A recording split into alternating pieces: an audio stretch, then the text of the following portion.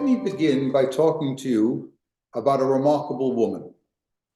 Now, this series, Great Moments in Jewish History, and what I'm talking about is the formation of Hadassah, the largest Jewish women's organization in the world and one of the largest women's organizations for anybody.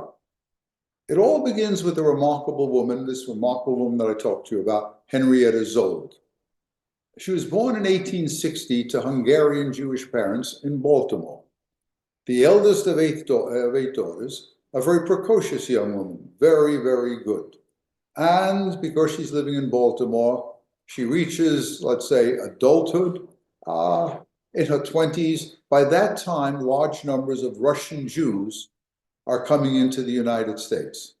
And she sees them, she feels for them, and she tries to work with them. And she sets up the first program in Baltimore to train immigrants, not only Russian Jewish immigrants, but other immigrants as well, in the English language and in civics. Her program was so successful that it was taken over by the Baltimore public school system.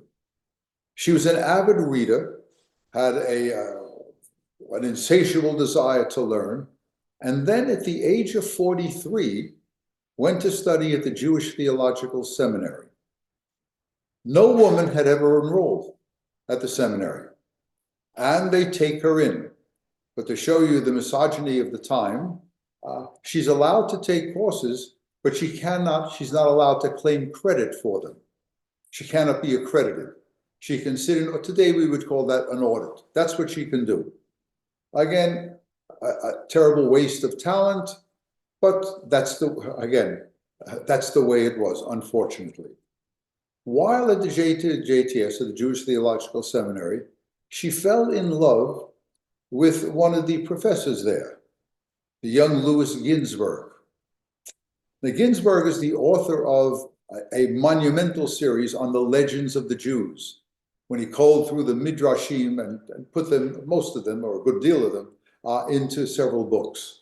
This is one of the towering figures in the history of Judaism in our country.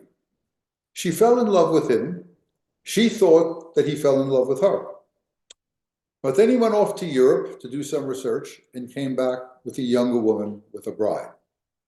She, that is Henrietta Szold, was 43 years old at the time. She was devastated, absolutely devastated.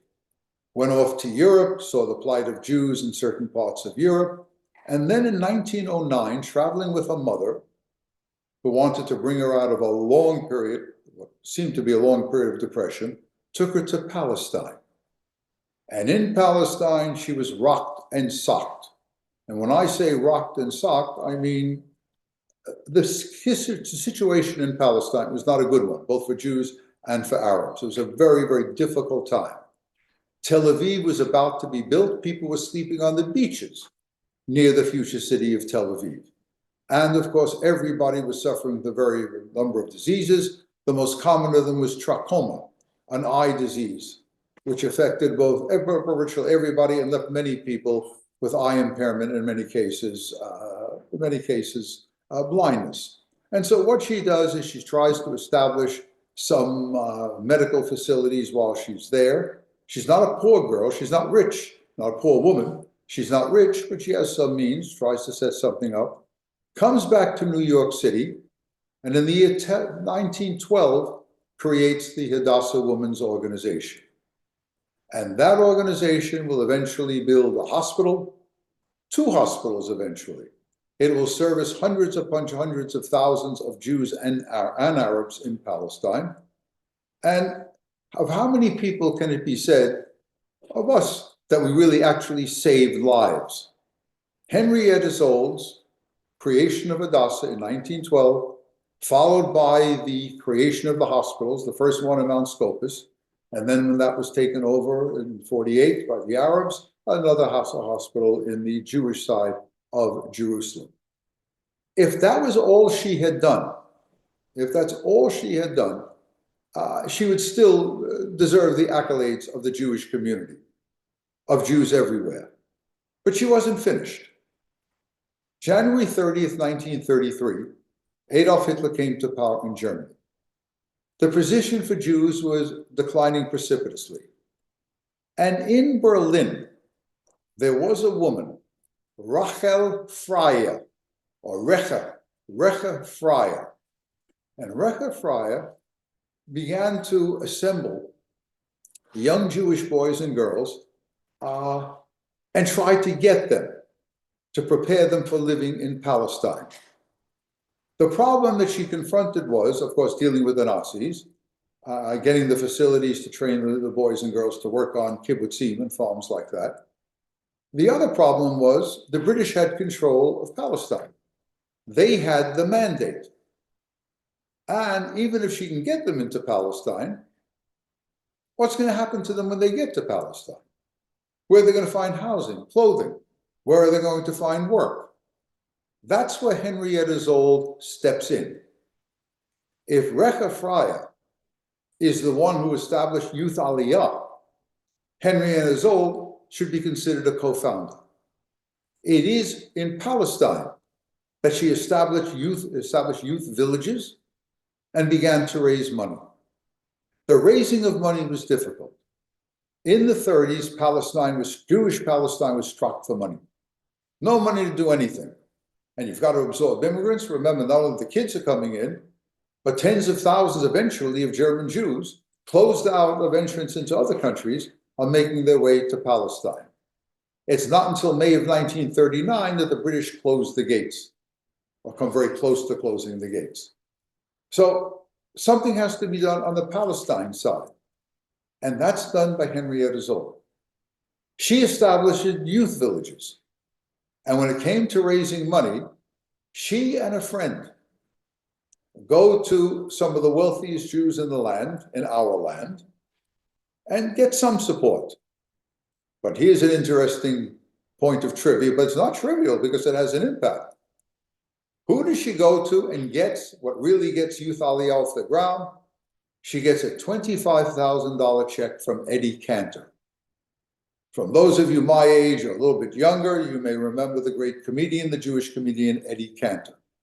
He gave Henrietta Szold a $25,000 check, $25,000 check, and that gets Youth Aliyah off and running.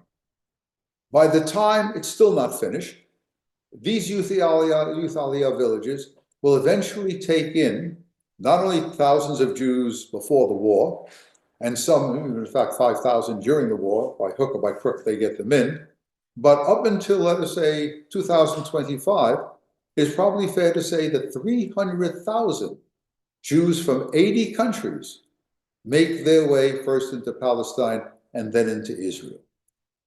Of all of the people of whom it can be said in the modern period, save Jews and save large numbers of them, none is superior to Henrietta Szold.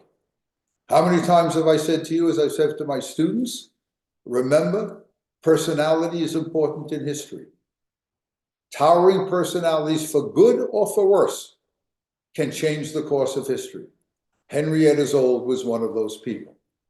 Recha Freyer will come close to being incarcerated in a concentration camp, but somehow will get out of Germany, come to Palestine in 1941, and live in Palestine for some time later.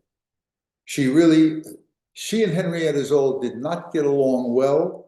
I don't know what the reason was for that, but Recha Freyer continued to play an important role, not in Youth Aliyah, but in other, let us say, other things going on in Jewish Palestine. So here we have two women, but of course, Henrietta Szold, by creating Hadassah, has created an institution that continues right down to the present day and does noble work. To the women out there, I can't tell you what to do. If you're not a member of Hadassah, that's a worthwhile organization to belong to. And the last thing I will say, both about Henrietta Szold and Hadassah, is this is a time when support for Zionism was really not terribly great within the American Jewish community. Of all the Jewish organizations, no Jewish organization gave more support for Zionism in the interwar period and in the immediate post-war period, and of course continuing down to the present day. Hadassah has created hospitals, trained thousands of nurses, trained hundreds of doctors, if not thousands of doctors.